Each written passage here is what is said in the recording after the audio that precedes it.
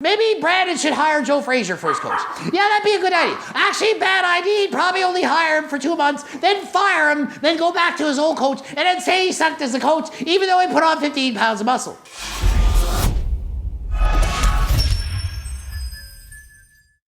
Coach Greg, and today, none other than Brandon Harding.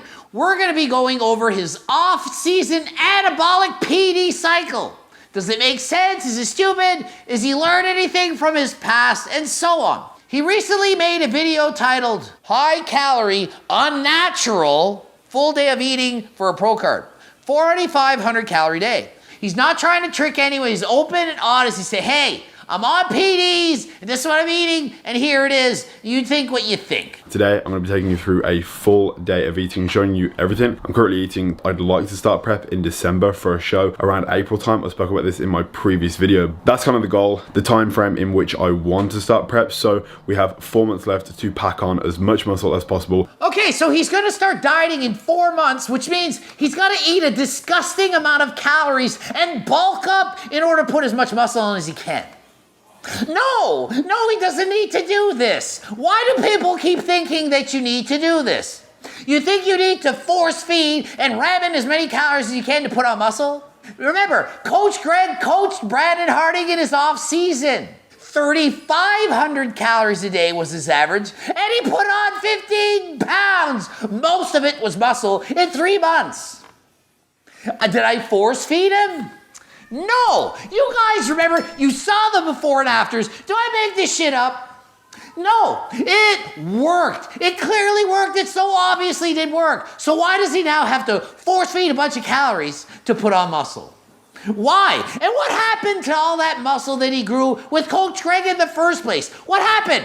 People put on the muscle, then they over diet, do things wrong, whatever, and then they have to force feed again to gain that muscle back? I'm eating a disgusting amount of calories right now. My current calories are 4,800. And it's a 4,500 calorie day, and usually it's 4,800. So this is like a lower calorie day for him. So he's up to 228 pounds now. It's funny, when I was coaching him, we had him at over 240 pounds. Where did all these pounds go? What happened? Alright guys, so these are the ingredients for meal number 1 of the day. So meal number 1's about 900 calories of an egg bagel sandwich. The reason he's eating that is because he likes it a lot. That's awesome. Of course, perfect breakfast, good for him. You gotta eat what you enjoy. There's no reason why you can't eat the whole wheat bagels or regular ass bread or whatever. It's got plenty of protein, fat, carb. It's great breakfast, okay? Is it more calories than he needs? Sure, but there's nothing wrong with doing that if you want that. Okay, so I'm watching his physique update. He's looking pretty good. He's around 15% body fat. It's a great body fat percentage to maintain in the off season and build muscle. If I were coaching him, I'd be like, hey, let's try to keep you about this body fat and slowly put on muscle from here. It's much better to have a much more balanced approach. His off season, maybe 3,500 to 3,800 calories. Slowly put on the weight, but make it quality weight. Then when it comes to diet, he won't have to go in such a severe deficit. But hey, I'm just Coach Grant. I don't know what I'm doing. I'm not a good coach. I suck. I've never coached anybody. No, not anyone good. I suck as a coach. Every other coach is better than me. And I'm being sarcastic.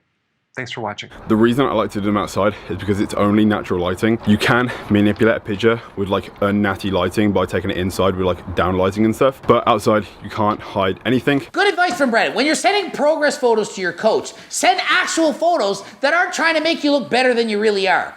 The same lighting consistently each time, okay? If you're posting on Instagram, of course, take 100 photos. Post the best one. Try to show off as much as possible. You don't need to show off for your coach. Your coach needs to see how you really look. Be consistent. I'm gonna break down like the natty supplements and then the not so natural supplements. And then we're gonna go to the gym and do some morning cardio because at the moment, on the off season, it doesn't really matter. It doesn't matter. He forgot to point at the sky. Where's the rock, Brandon? It doesn't matter how you feel. If I wake up early enough in the morning, I'll go do cardio then. If I'm really hungry and I won't have enough time to fit my meals in throughout the day, I will do my cardio post-workout. Okay, he touches on cardio a little bit. It's important to do cardio year-round as Brandon's doing, because remember, the heart, it's the most important muscle, even more importanter than the biceps. That's right, even more importanter than the biceps. So don't forget to do cardio. Fasted after the gym, before, whatever, it doesn't friggin' matter. Doesn't matter. You need to do cardio. Do you need to do it fasted? No. Is it better to do fasted? No. Can you do it fasted? Sure. Okay, just do your freaking cardio. Don't worry about when you do it. But don't say I'm doing fasted cardio because it's gonna burn more fat. Stop with that kind of BS, people. So Brandon is not saying you need to do fasted cardio. Just get it done. Okay, so now let's get into the good stuff, the supplements. I'm sure you guys all want to know, what is Brandon Harding actually taking? And is he really being honest? Is it the truth? I think so. I think he has no reason to lie whatsoever. So what is he doing? Growth hormone. He's taking 2 IUs in the morning and 2 IUs at night. Well, what the heck for? Well, this is what it'll do. It'll help build more muscle, it'll help him recover better, and it also is going to help burn fat. He's taking 4 IUs a day. Does he really need it? No, he really doesn't need growth hormone at this level. He's in his early 20s, he's an amateur bodybuilder, he's not at the point where he can't grow without it. I don't think he needs it. It's really not that beneficial. Is it dangerous? Sure, it actually is. It's not really safe to abuse growth hormone. Is 4 IUs abusive? Yeah, it actually is. It's not crazy abusive, but it's somewhat abusive. And what about the price? It's extremely expensive. Okay, way more expensive for just the growth hormone than everything else he would take. Growth hormone is the most overrated supplement that people think about taking. It's the most overrated. Everyone who's not taking it thinks, oh, if I just took that growth hormone, I'd be way better. The people that have taken it are like, it's lackluster. It's not that good. You know how I know? Because I've taken it myself. You don't think I've experimented? You don't think I've talked to a ton of people on how effective growth hormone is? It's not that effective. Little bit, sure. I'm not going to say it doesn't work. It works a little bit. Not that much, not worth the price tag, and honestly, not worth the damaging health effects it can have on the body. Long term, remember, short term, not a big deal. Long term could cause some problems. Just think, I'm 44 years old and I'm not even on growth hormone. Do you think I would want to use it if it was that beneficial? Why isn't Coach Greg using it? You think I would lie? If I was on growth hormone right now, do you think I would pretend I'm not? Does anyone actually believe I would lie about being on growth hormone or not? I read the comment, oh, he's lying on the ground matter. So yeah, if it was that beneficial, that effective, I would be taking it right now for sure. It's not that amazing. Sorry, is it beneficial? Yes, especially if you're deficient. Go ask your doctor if you need it. But it's not that important. It's not going to make the difference that you're hoping it will. And then moving on to the syringes. The first one, which is morning and night, I'll have 2 IUs of GH in the morning and then 2 IUs on the night. And then in this, there is a mix of Test E and Primo. My test is currently at 600 and my Primo is at 300. He's on 600 milligrams of testosterone a week. That is a very standard, normal dose for somebody on PEDs, okay? 600 is not high, it's not low either, trust me. I'm at 140 milligrams a week. If I took 600, I would for sure feel that I would notice the difference. However, doing a dose at 600 milligrams, he didn't mention that he's on an AI. I would suggest he takes an aromatase inhibitor. Something like Arimidex, even in a low dose, there is going to be a lot of estrogen conversion. His estradiol levels will be quite high. I don't want him to get gyno, and so on. Probably needs some. Not everyone does, but it is highly likely that he needs a little bit of an AI in there to help offset that conversion. And his Primobolin's at 300 milligrams a week. That's actually quite low. It's actually probably a little bit too low for the results that he's looking for. Okay, Primo, very expensive, extremely expensive. So he may or may not have a lower dose of that because of the cost. I don't know his financial situation or the reason for the lower dose. Frankly, if you're adding Primo, you're probably adding that because you don't want a lot of fluid retention. Primo's not going to convert to estrogen. It's not going to give you that puffy, watery look. However, testosterone is. And the fact that he hasn't added an aromatase inhibitor tells me he's probably going to end up pretty puffy. Going to be holding some water. Gonna be seeing the scale go up quite a bit. But then he's adding in Primo because he doesn't want to add a lot of water. Why not lower the dose of testosterone? Lower it to say, why don't we lower it to 500 even? Up the dose of Primo to 500. Then we get a lot less water retention, a lot less fluid retention, and more growth from the primo. And primo at 300 milligrams, it's effective, sure, but certainly not as effective as 500. Primo common dose for men, 400 milligrams plus. Now, one cycle I did in my past was testosterone at 200 milligrams a week, primo at 1,000. Why did I do that? Because I didn't want to use an aromatase inhibitor, and I wanted lean and dry gains. Primo, lean and dry, very dry gains. Testosterone at 600, not lean at all, not dry at all. Definitely gonna look like you're holding water and get puffy from that. Kind of like if you took D-ball. Okay, so Brandon's cycle, it's gonna make him look puffier, waterier, but he's adding in the primo. So he's kind of like, I'm adding test to grow, and I'm adding primo because I don't want water, but the test is adding the water anyway, so what's the point? What else could he use? Well, he could actually take a lower dose of testosterone, add in some EQ, combined with primo. Rather than primo, he could take Masteron, would do about the same thing. He has no orals. He could have added some orals, low dose of Anavar or T-ball to free up more testosterone. And I mean, I could go on all day on what he could do. The point is, there's so many cycles that are effective, and you really need to look at what am I trying to get out of it? What is going to happen? What are the possible dangers of the cycle, the benefits, and so on? And talk to your doctor and discuss this with your doctor. Get monitored, make sure that you're healthy and being proactive with your health. These, as well as the GH, 2 I use in the morning, 2 I use at night, are the only anabolics that I'm currently taking. The test and the primo, I'll split that up 3 times a week. That makes sense. He could probably get away with twice a week. 3 times a week's fine as well. And the reason for his full disclosure on what he's taking is because he doesn't want people to get the false representation that they can gain a whole ton of muscle in a short period of time if they're natural. I mean, only Jake could do that. Jake can gain 13 pounds in 30 days, all muscle, and get leaner. Brandon Harding, he has to take PDs and GH and so on to maybe get that kind of gains in 13 weeks, not 30 days. Right, Jake? Good job, Jake. Gaining more muscle than Brandon's gonna gain, while that in 30 days. It's amazing. Maybe Brandon should hire Joe Frazier for his coach. Yeah, that'd be a good idea. Actually, bad idea. He'd probably only hire him for 2 months, then fire him, then go back to his old coach, and then say he sucked as a coach, even though he put on 15 pounds of muscle. Hopefully, Jake doesn't end up firing Joe Frazier and saying, hey, your coaching didn't work. I only gained 13 pounds of muscle in 30 days. Sorry, I went there. Hate me if you want. Almost done with cardio now. Just doing half an hour on an incline walk on the treadmill. Usually burns around 250 calories, but there's something about doing cardio in the morning that just gets me more motivated and puts me in a better mood throughout the day. There's nothing wrong with looking after my heart health and as well burning any unnecessary fat. So yes, Brandon's abusing PDs, but he's smart enough to know that he needs to continue to do cardio. And he also knows you can do cardio whenever you want. It's not gonna hurt your gains. He's eating plenty of food. He can go and do empty stomach cardio after, it doesn't matter. He can do it when he wants. He's trying to keep his health in check. He's trying to keep his heart healthy. And so good for Brandon doing cardio even in the off season because he's trying to stay healthy.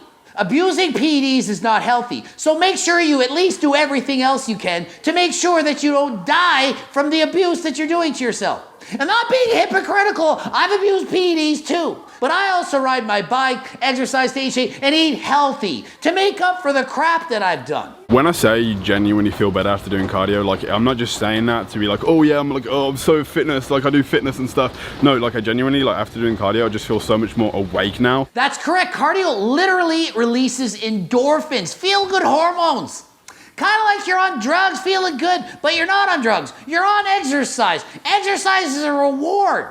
It's true. You do exercise, you might feel shitty, you might be in a bad mood. You do some cardio, do some exercise, and when you're done, you're going to feel better. Better than last time, or better than before you did the cardio. And so he's trying to eat every 2.5 hours. Do you need to do that? No, there's no scientific evidence to support eating every 2.5 hours. The typical bodybuilding diet, where you eat every 2 to 3 hours, complete and utter garbage. You do not need to do that. Can you? Of course. Instead of eating every 2.5 hours, he could eat every 4 hours and have just as many gains, just as many results. So don't think, oh, I'm bulking, I need to add muscle, I gotta start eating every 2.5 hours. Complete and utter misinformation. Every 4 hours is plenty. And frankly, I can go a lot longer than 4 hours. No big deal at all. So his next meal, it's a lot of food, he's gonna struggle to eat it. What is it? Well, it's a box of friggin' Rice Krispies, the entire box. No, I'm exaggerating. It's a half a box. Why are you eating this stuff? I mean, if you like it, sure. But he doesn't even like it that much. He struggles to eat it. He can barely get it down. So it's literally force feeding. Do you need to force feed to grow muscle? If he was struggling with anorexia or simply couldn't put on any weight and he was just too shredded, sure, force feed at that point if you need to.